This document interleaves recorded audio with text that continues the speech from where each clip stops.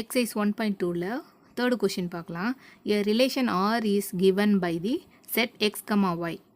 yக்கு ஒரு ஃபார்முலா கொடுத்துருக்காங்க, xோட வேல்யூ கொடுத்துருக்காங்க. Determine its domain and range. இப்போ R வந்து எப்படி எழுதணும்னா x, yன்னு எழுதணும். xக்கு வேல்யூ இருக்குது, yக்கு வேல்யூ நம்ம தான் கண்டுபிடிக்கணும்.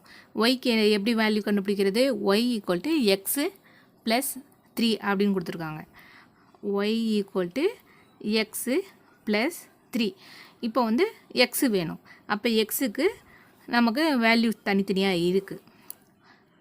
இது வந்து 1 by 1 எழுதிக்கலாம். 1 2 3 4 5. இப்போ நம்ம நெக்ஸ்ட் என்ன பண்ணலாம், இந்த ஒரு வேல்யூவாக இந்த ஃபார்முலாவில் சப்ஸ்டியூட் பண்ணி நம்ம y வேல்யூ கண்டுபிடிக்கலாம். y = xக்கு பதிலாக 0 + 3. அப்போ வந்து 3. நெக்ஸ்ட்டு y = xக்கு பதிலாக 1 போடுவோம். 1 + 3 4. நெக்ஸ்ட்டு 2 போடணும். 2 + 3 5. நெக்ஸ்ட்டு 3 போடணும். y = 3 + 3 6. நெக்ஸ்ட்டு xக்கு பதிலாக 4.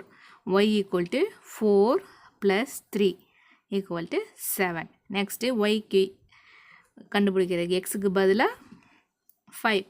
5 + 3 8. இப்போ x வேல்யூ அவங்களே கொடுத்துருக்காங்க, y வேல்யூ நம்ம கண்டுபிடிச்சாச்சு. இப்போ நெக்ஸ்ட் என்ன பண்ணணும், a relation R is given by the set x, y. இது வந்து ரிலேஷன் எப்படி எழுதணும்னா x, yன்னு நம்ம எழுதணும். அப்போ R = x, y. First x எழுதணும். xல 0 இருந்தால் yல என்ன இருக்கும்? 3. நெக்ஸ்ட்டு xல 1. xல 1 இருந்ததுன்னா yல 4. நெக்ஸ்ட்டு xல 2, yல 5. நெக்ஸ்ட்டு xல 3, yல 6. xல 4, yல 7. xல 5, yல 8.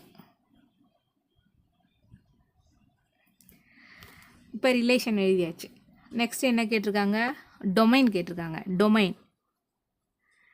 டொமைன்னா என்ன? இந்த ரிலேஷனில் வர்ற ஃபஸ்ட்டு நம்பர் எல்லாம் டொமைன். 0 1 2 3 4 5 இதெல்லாம் டொமைன்.